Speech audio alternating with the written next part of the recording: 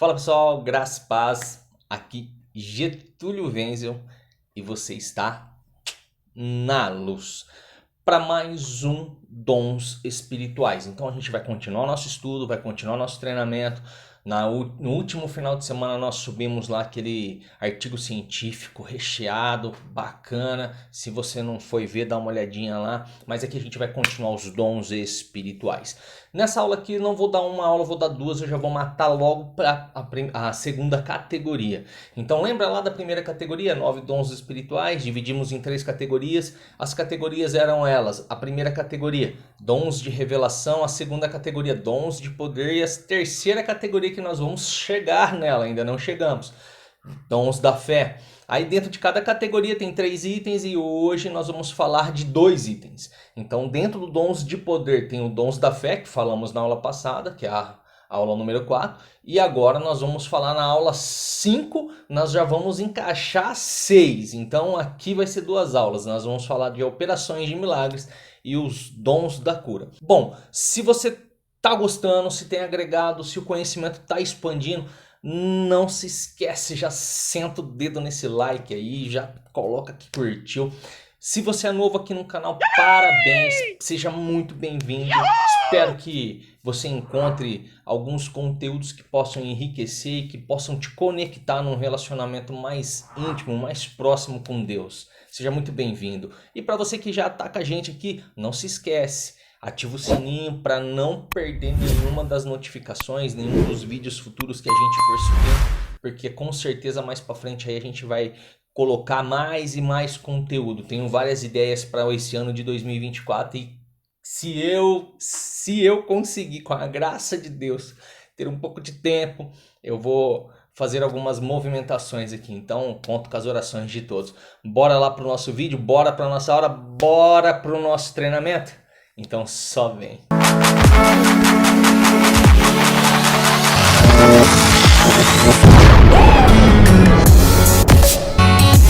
Então, como vimos nas aulas anteriores, como vimos nos dons da fé, para ser bem exato, o dom da fé ele é um dom passivo, lembra aquela situação do ativo passivo?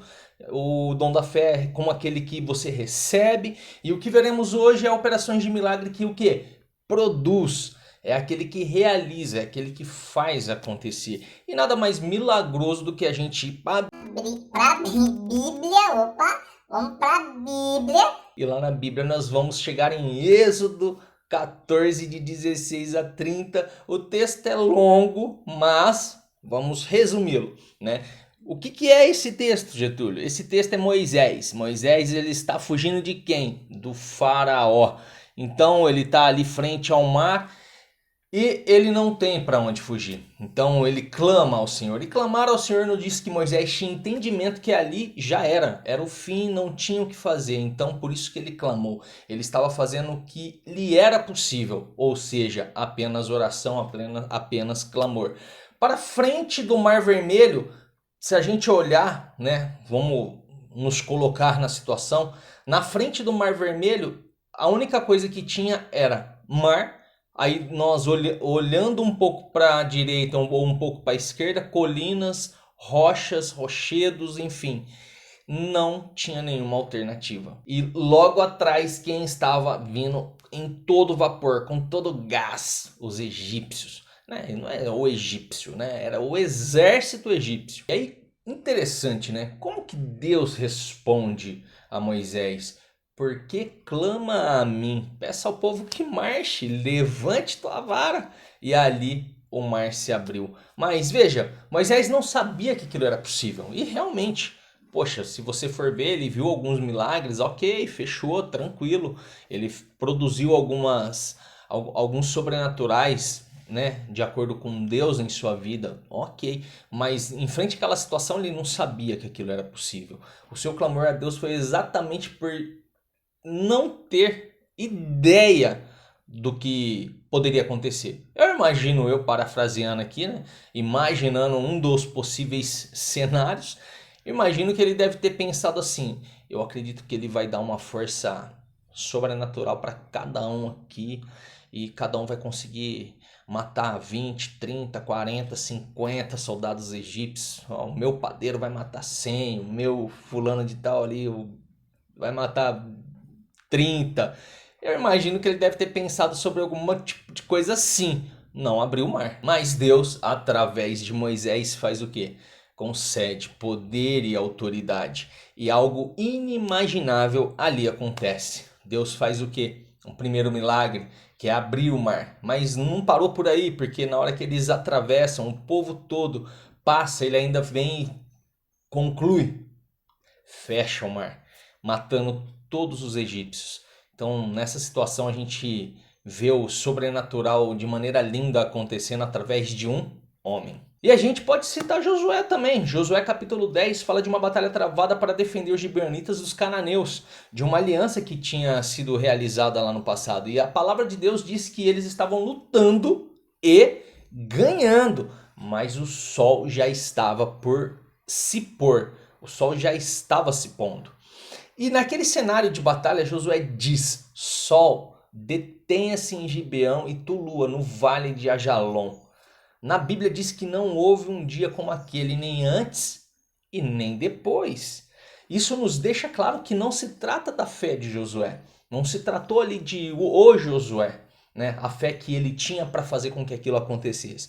Acredito eu que Josué não sabia que isso fosse possível também, do mesmo jeito que a gente citou Moisés, que ele também ficou meio sem ação, sem saber o que fazer. Eu também acredito que aqui Josué não sabia que era isso possível. Isso aí é um tipo de inspiração, isso é um tipo de algo que vem de Deus para você de uma maneira momentânea. Ou seja, não tem planejamento, você não calculou, você não sentou, você não fez contas. Não, é algo que vem. Porque imagina você, se fosse algo de Josué, se fosse do Josué, isso que ele executou, esse milagre que ele fez, você acha que um grande guerreiro como Josué não teria utilizado desse mesmo meio outras vezes? Só que a palavra ela é bem clara. Diz que não houve mais. Então, foi só aquele evento e finish. Encerrou. Então a gente entende essa inspiração momentânea, o propósito de Deus. Ele é cumprido e o reino de Deus está sendo o quê? O quê? O quê? Promovido. Bom, a gente falou um pouquinho do Antigo Testamento, mas no Novo temos um acervo muito maior também desses temas que estamos estudando. Vamos falar do primeiro sinal, o primeiro milagre de Jesus, em João capítulo 2, de 1 a 9, onde Jesus transforma a água em vinho. Lógico, ajudou os noivos, ajudou a família dos noivos, sem dúvida nenhuma. Mas o principal aqui Jesus mostra-se como que dizendo assim: olha eu aqui, olha quem eu sou e o que eu posso fazer. Podemos dizer o mesmo quando Jesus multiplica os pães e os peixes. Deus não estava apenas alimentando o povo, Deus estava mostrando seu poder junto com o seu cuidado para com o povo. Nesses exemplos a gente fala sobre milagres não cura, mas temos outros como em Atos 9, 36 a 42, onde o apóstolo Pedro ressuscita Dorcas. Vai além da cura. Por uma intervenção divina, a mulher que estava morta é trazida à vida novamente. E a palavra de Deus nos mostra qual o impacto dessa ação ou dessa intervenção. A Bíblia diz que esse fato se tornou conhecido por toda Jope e muitos creram no Senhor. Outra vez, olha que interessante, para reforçar todo o nosso entendimento. Olha o reino crescendo, olha o reino sendo promovido, olha as pessoas conhecendo mais de Deus. Por isso que eu falei que iriam ser dois temas dentro de uma aula, de um vídeo só. Por quê? Se a gente for olhar, eu poderia citar mais inúmeros outros exemplos, inúmeros outros milagres dentro do Antigo e dentro do Novo Testamento para fazer um reforço, mas eu acho desnecessário porque até aqui a gente já teve entendimento. A gente já falou de Moisés, a gente já falou de Josué, a gente já falou de Dorcas, a gente já falou de milagres diferentes. Então, acredito que até aqui ficou bacana, ficou legal. E aí a gente aqui já emenda o dons de cura. Então a gente agora já vai para dons de cura. Então aqui, lembrou do começo do vídeo? Aula 5, aula 5 e aula 6. Então agora é o dons de cura e a gente vai fechar segunda categoria. E aí fica faltando só uma categoria que nos próximos vídeos a gente desmiuça tudo aí. De todos os 9 dons, o único que aparece no plural é esse, dons de cura. E quando estamos falando desse dom, é a cura sobrenatural de doenças mesmo. Não é a cura através da fé, onde através da oração, da fé da pessoa, ela reivindica e recebe a sua cura.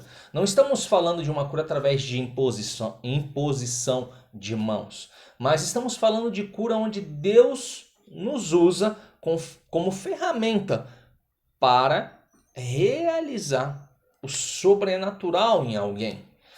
Essa intervenção, ela é divina, ela é muito clara. E o interessante é que muitos pastores evangelistas têm que Deus não age como um clínico geral, por exemplo. Eu já li alguns livros que realmente, quando você começa a pegar os detalhes, você vê que é uma ação aleatória. Não existe um padrão. Tudo leva a crer que cada um existe uma área específica de atuação. É isso que eu estou querendo te dizer. Né? Enquanto alguns atuam na cura física, outros na cura emocional. Enquanto alguns estão na cura emocional, outros estão no cuidado, no servir. Enquanto alguns não têm qualidade nenhuma, não têm vocação nenhuma para essas especificações citadas anteriormente, é a pessoa que financeiramente foi abençoada e ela financia o evangelho, ela doa, ela acrescenta, ela financia realmente muitas obras, muitas missões, enfim. Então cada um em uma área específica. Deus pode operar em tudo e em todos, mas ao ser usado, homens e mulheres podem ver com mais frequência cura no quadril, por exemplo. Pelo menos eu estava navegando na internet, estava vendo muita cura no quadril, muita cura nas costas. Não sei. Getúlio, ter sido o algoritmo do YouTube que ficou lançando para mim? Não sei, mas tenho visto bastante. Mas nessas últimas leituras que eu vi, eu também percebi muitas partes que são frequentemente curadas, como um braço, sabe? Que nem eu falei, um quadril, umas costas, esses são os que eu vejo mais. A gente não costuma ver muitos cegos voltarem a enxergar. Existe um milagre ainda, lógico, com certeza a gente está falando exatamente disso. Mas eu estou falando de uns que eu mais vejo, o que eu mais leio, o que eu mais observo. Então são esses. Não que os outros não existam, pega essa visão, lógico que existe, tá aí, tá acontecendo a todo vapor. É que também a gente não tá nesse meio aonde mais acontecem essas evidências, esses milagres, esses sobrenaturais. Mas indo para 2 Reis 4, 12 a 17, vemos Eliseu sendo usado de maneira sobrenatural na vida de Sunamita. Eliseu parece ter vivenciado o sobrenatural e a intervenção de Deus no campo de cura mais vezes do que outros profetas. Interessante, curioso isso daí. Como no exemplo de Naamã, general sírio, que estava leproso, onde falou para o general mergulhar quantas vezes? 7 vezes no Rio Jordão e a sua pele ficaria limpa. Sabemos que houve uma explosão de milagres e cura no ministério de Jesus, mas quando vamos para Atos, por exemplo, 5, 15 e 16, a Bíblia nos diz que até a sombra de Pedro curava. Em Atos 8, 7, Filipe curava coxas e fazia libertação. Em Atos 28, 8 e 9, Paulo na ilha de Malta curava enfermos na ilha. Percebe a questão do milagre, desse receber o milagre? Eu já vi de verdade, eu já vi muita gente sendo curada. Eu já vi muito milagre na minha vida. Eu ainda não vi ninguém ressuscitar, mas outros milagres tão surpreendentes quanto eu já vi. Então, assim, através da fé de quem orou, através da fé de quem estava recebendo a oração, então dos intercessores ali junto, aplicando a fé, sabe, fazendo aquele clamor, aquela oração, através de um propósito. Então, já vi inúmeros acontecer. E isso é pessoal, né? É algo pessoal. Cada um tem uma busca, cada um tem para cada um vem algo diferente. Então, por exemplo, essa semana você pode ter recebido uma notícia de que algum familiar seu carecia de uma oração, enfermo. De repente, uma amiga sua caiu numa situação no qual você fica como Moisés. E agora, o que que eu vou fazer? De repente, você não sabe o que fazer. Muitas pessoas estão aguardando exatamente o quê? O milagre. E o milagre, ele é real. O milagre, ele nos dias de hoje continua acontecendo. E graças a Deus, o Deus de ontem é o mesmo Deus hoje, continuará eternamente. E ele continua usando homens como você, mulheres como você, à disposição do reino, a promover o reino. E é assim, de pouco em pouco, a gente vai avançando. Muitas vezes a gente vai pensar que, poxa, mas nossa, eu não vi nenhum milagre, eu não presenciei, eu também não fiz. Isso é busca. Peça, ore, busque, clame. Isso é uma busca, né? A gente acabou de citar Moisés, a gente acabou de citar Josué, a gente acabou de citar Eliseu. Olha os homens que nós citamos. Então, muitas pessoas pegam e falam assim: nossa, mas eu não vivi, mas eu não vi.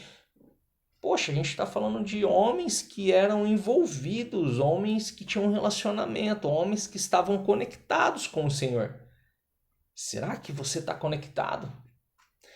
Será que você tem esse relacionamento para vivenciar essas coisas?